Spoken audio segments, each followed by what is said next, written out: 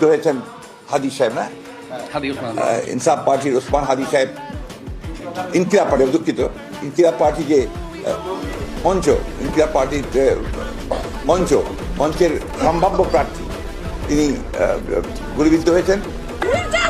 যদি বয়সের ভারে আমার উসমানের নাম না জানে তাহলে সে কিভাবে এমপি ইলেকশন করবে? তাহলে সে জনতার দায়িত্ব কিভাবে নেবে?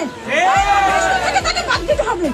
আর যদি সে ইচ্ছাকৃত ভাবে ভারতের মদত পুষ্ট হয়, তার সাথে নেগোসিয়েশন করে যে আপনি উসমানের নামই বলবেন না, একটা এমন একটা ভান ধরবেন উসমান সিটিজেন একটা কি আপনি এটা করবেন, তাহলে ওকে বাংলাদেশে রাখার কোন ক্ষমতা কোন দলের নাই।